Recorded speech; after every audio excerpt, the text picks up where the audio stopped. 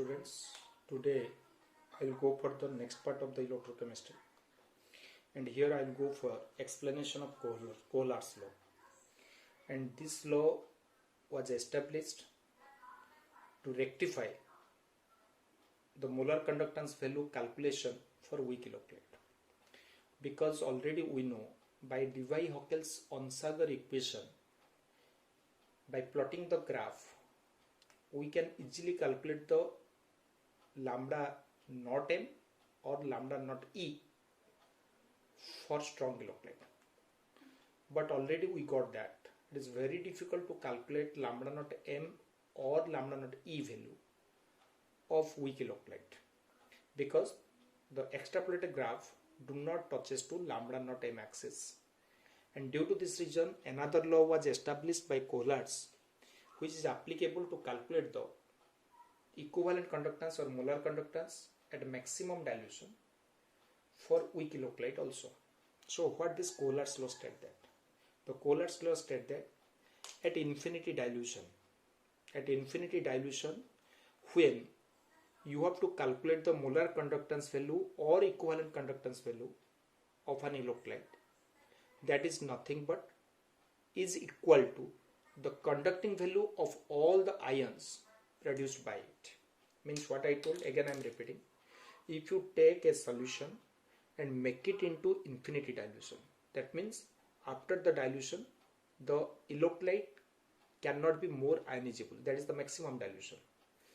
And under that condition, when you will pass the electricity, it indicates that the ion which is obtained from this solution is nothing but the conducting power of the electrolyte. So Kohlers told the conducting power of electrolyte is equal to the sum of conducting power of all the ions produced by it.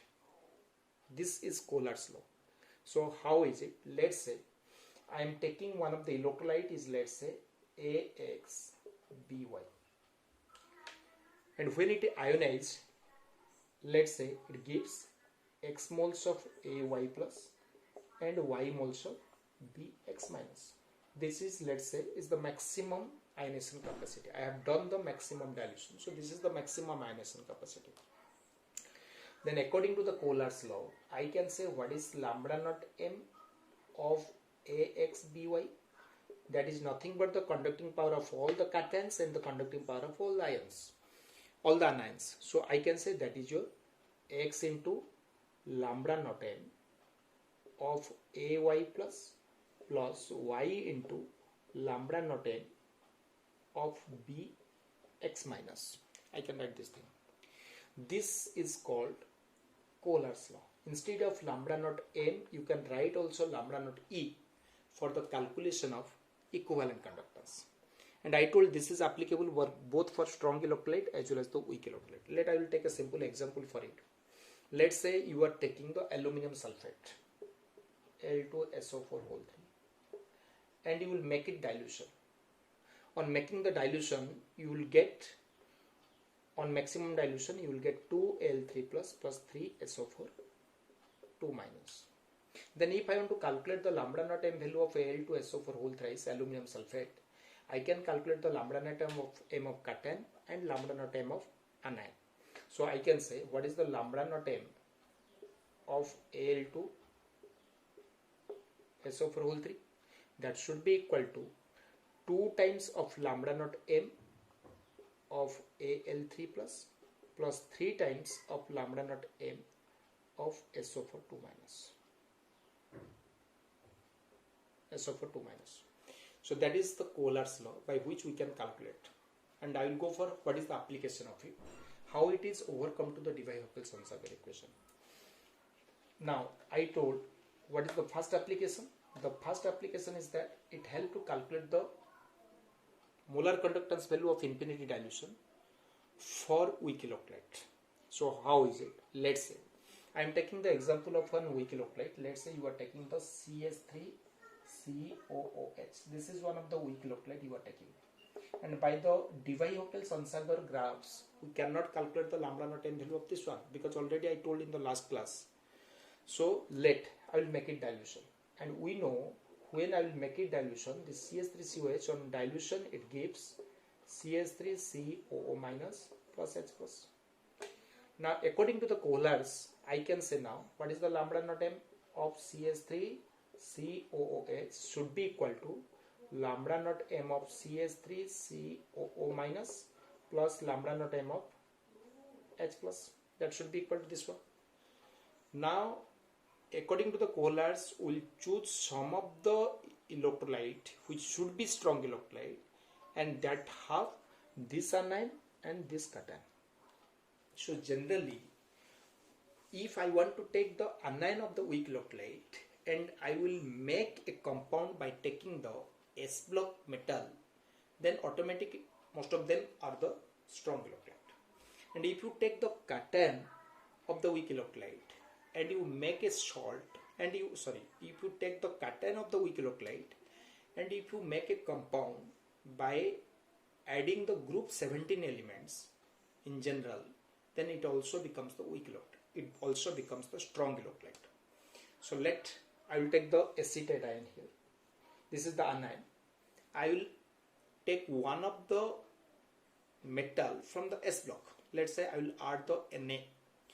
So when I will take the Na plus, then by using the Na plus and CH3CO minus, you will get CH3COONA and it is a strong electrolyte. And which on dissociation can gives CH3COO minus plus Na plus. Now if I want to take this H plus and I will take the anion from the 17 group, let's say I am taking the Cl minus, then this HCl becomes a strong electrolyte and this HCl on ionization gives H plus plus Cl minus. So if I want to use the Kohlers law, then I can write the lambda naught m of CH3CONA should be equal to the lambda naught m of CH3CO minus plus lambda naught m of Na plus. Like that, I can write here lambda naught m of HCl is equal to lambda naught m of H plus plus lambda naught m of Cl minus. Now I will check what are the necessary part for me. These two are required to me because I want to get these two. So these two are required, but these two are not required. So I want to cancel these two. So if I want to cancel these two, first of all I should know what the compound can be formed by using these two, Na plus and Cl minus. By using the Na plus and Cl minus, I can get the NaCl, and this is a strong electrolyte. So I can use also again the same concept of Kohlers law. So let's say first of all I am just adding these two because these two are necessary for me. So on adding, what you will get? I can say lambda naught m of CH3COONA plus lambda naught m of HCl is equal to lambda naught m of CH3COO minus plus lambda naught m of H plus plus lambda naught m of Na plus plus lambda naught m of Cl minus. I told these two are not necessary to me. So I will take now lambda naught m of NaCl. So let's say I am taking the first NaCl. And if I take the NaCl, on ionization of NaCl, it gives Na plus plus Cl minus. It gives Na plus plus Cl minus. Now, according to the Kohlers law, I can say now lambda naught m of Na plus should be equal to lambda naught m of Na plus. Lambda naught m of NaCl is equal to lambda naught m of Na plus plus lambda naught m of Cl minus. As both are not necessary to me, so I will cancel by subtracting. So this is minus, minus, minus. So this will be cancelled, this will be cancelled. So what you are getting now? You are getting now is lambda naught m of CH3COONA plus lambda naught m of HCl minus lambda naught m of NaCl is equal to lambda naught m of CH3COO minus plus lambda naught m of H plus. Now look this equation. You have written here. You have written this lambda naught m of CH3COOH is equal to lambda naught m of CH3CO minus plus lambda naught m of H plus. So that indicates instead of this, I can write that is your lambda naught m of CH3COH. So I can write now this is nothing but is equal to lambda naught m of CH3COH. So I am getting the lambda naught m of weak electrolyte now. Now you can say how we are getting. This is, look at, this is a strong electrolyte, this is strong electrolyte, and this is also strong electrolyte. And by using the graphical method, that is Debye-Hockel-Sonsberg equation, easily we can calculate this value as it is a strong electrolyte. In the same thing also I can calculate this value by using the graphical method. And this is also a strong electrolyte, we can calculate this value also by using the graphical method. So if you know all this value, then it is easy to calculate the lambda naught m of weak electrolyte CH3COH. So that is one of the application by which we can calculate the lambda naught m value. That is the one of the applications of the Kohlers law. Then another applications of the Kohlers law is that the second application, it helps to calculate the degree of dissociation also, that is alpha. So this also helps to calculate the degree of dissociation, and the formula to calculate the degree of dissociation is nothing but is your alpha is equal to lambda m by lambda naught m, and you can also write that is your lambda e by lambda naught e. So this is the method by which we can calculate degree of dissociation of an weak electrolyte. So let's say I want to calculate a dissociation constant of an electrolyte. So how will calculate the dissociation constant of an electrolyte? Let one of the question has given in this way. Let you are taking a B is one of the electrolyte and its lambda naught A plus value has given, lambda naught B minus value has given, both the value has given. Let the value of lambda naught A plus has given, let I am writing, this is let's say 20 ohm inverse, mole inverse, centimeter square. Let this is the value has given, and the lambda naught B minus value, let it has given is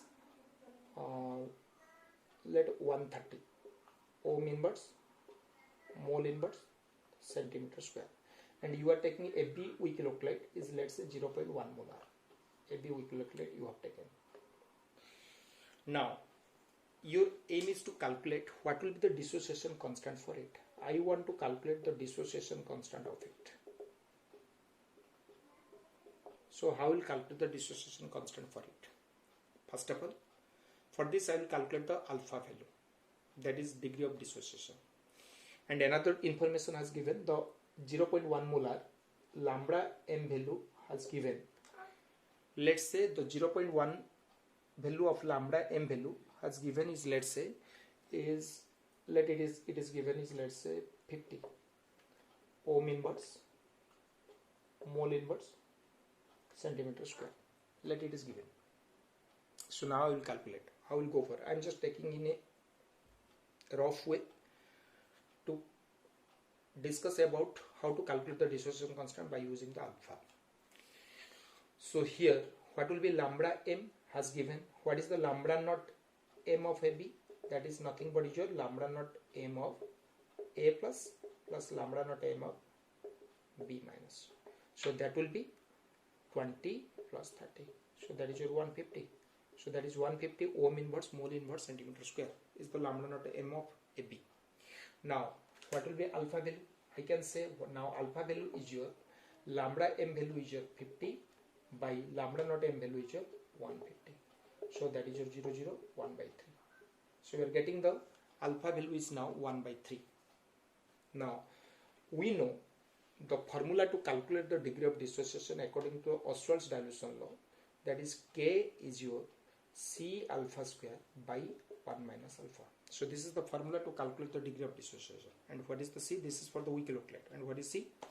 C is the concentration of the electrolyte, and we are taking the concentration of electrolyte is 0.1 into what is alpha? That is 1 by 3 whole square. divided by 1 minus alpha. 1 minus alpha means I can write that is 1 by 3. So by calculating this, I can calculate the degree of dissociation. We can calculate the dissociation constant. So this is the method by which we can use the Kohlers law. So in the next class I will tell about the different types of cell.